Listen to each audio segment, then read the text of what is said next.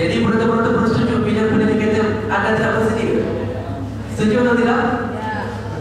Sebab kita lihat sekarang ini, apabila untuk menguasai sesuatu, kita sudah letak dalam minda kita, kita sudah set dalam minda kita. Aku tidak boleh menguasai kerana ia adalah bahasa asing, bukan bahasa ku.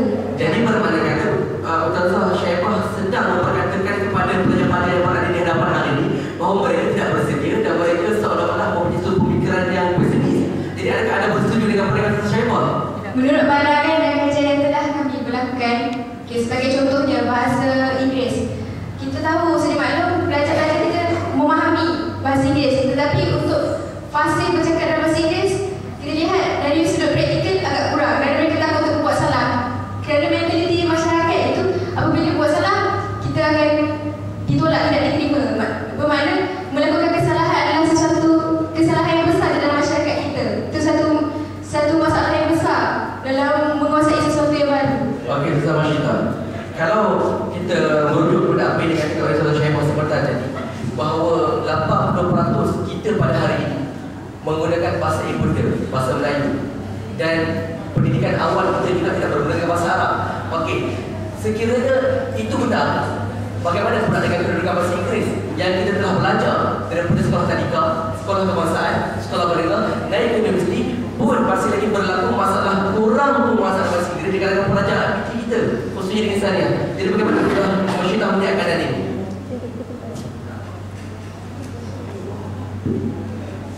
Bagi kami,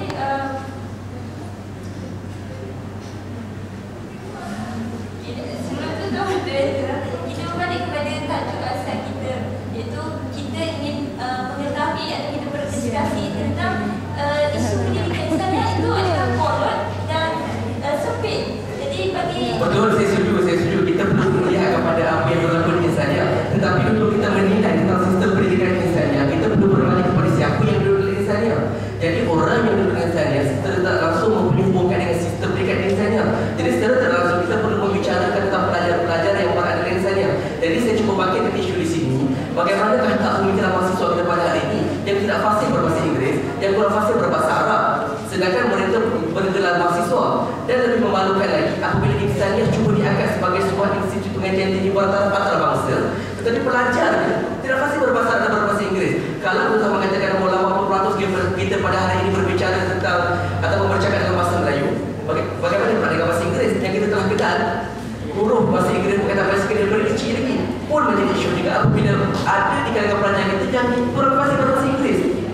Tapi bahasa Inggeris masa sekolah rendah dan menengah tu ada subjek tambahan kan? Subjek tambahan. Penonton setuju subjek bahasa Inggeris ada subjek tambahan? Bagaimana? Syarat untuk lulus ataupun syarat untuk kita mendapatkan pekerjaan sekurang-kurangnya mesti lulus bahasa Inggeris. Jadi ini membuktikan bahawa bahasa Inggeris bukan standaran ataupun tempelan semata-mata. Jadi kita kembali kepada individu itu sendiri lah.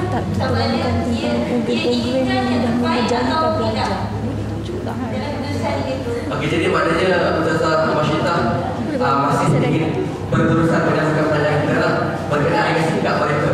Okey, tak apa. Kita senangkan dulu kerana kita pada malam ini. Kita sejukan saja pada malam ini. Jadi saya nak bertanya kepada anda yang berada di bawah. Bagaimana pandangan anda berkaitan dengan sistem pendidikan Islam pada hari ini? Adakah sempit dan mulut? Sempit. Anda merasakan sistem pendidikan Islam sempit. Okey, apakah bukti-bukti yang menunjukkan bahawa sistem pendidikan Islam sempit dan tinggi? Silakan. Bismillahirrahmanirrahim. Berbalik pada tajuk yang diperbincangkan pada malam ini, iaitu adakah sistem pendidikan di Insania ini kolot atau sempit. Jadi pada pihak diskusi yang telah telah tidak setuju dengan tajuk ini, iaitu yang menyatakan sistem pendidikan Insania ini bagus. Tapi kenapa daripada tadi saya melihat keadaan ini asyik menunjuk jari pada pelajar sahaja. Kenapa tak memberikan bukti yang mana pihak Insania ini telah melahirkan para pelajar mahasiswa yang berkaliber dan berbau? Boleh tak bagi? Tak boleh nak menunjuk jari macam tu. Okey, terima kasih kepada respon daripada penonton di bawah. Okey, bagaimana pandangan Ustaz Masyita? Setakat yang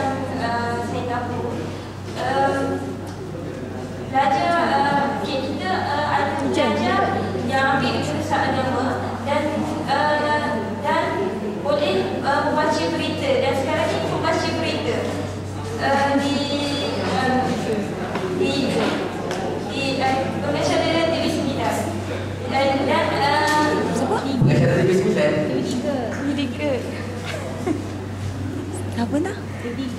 Ketiga lah. Okey, ini menunjukkan bahawa sebenarnya mahasiswa kita juga kurang berpengetahuan dalam keadaan-keadaan ataupun isu-isu semasa.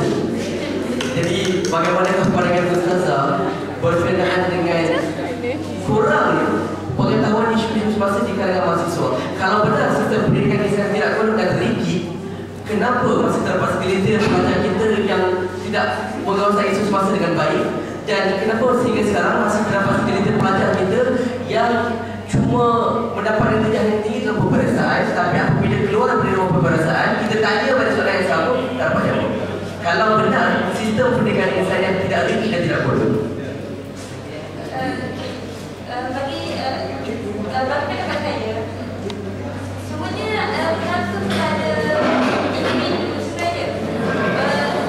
Kalau pendidikan diwujudkan mestilah untuk memberi pengetahuan kepada umum, dan konsep di Islamnya adalah untuk melahirkan mahasiswi dan mahasiswa yang berpengetahuan dan melahirkan profesional yang pandai dalam berbagai bidang, tapi dalam masa yang sama dia pandai dalam dia menghafal Al-Quran. Okey, Ustazah Syaifah. Tadi Ustazah dah mengatakan bahawa bukan salah sistem pendidikan, tapi salah individu. Maknanya insaniah tentu-tentulah aspirasinya untuk melihat generasi yang berada di sana cemerlang.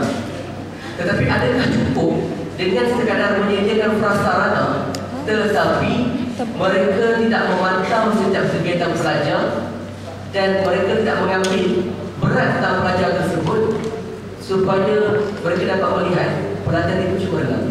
Maknanya, adakah pada hari ini insaniah cuba bersikap lepas tangan kepada pelajar-pelajar? Kalau nak menjawab pada apa yang saya katakan sebentar tadi, bahawa masalah individu itu sendiri, jelaskan.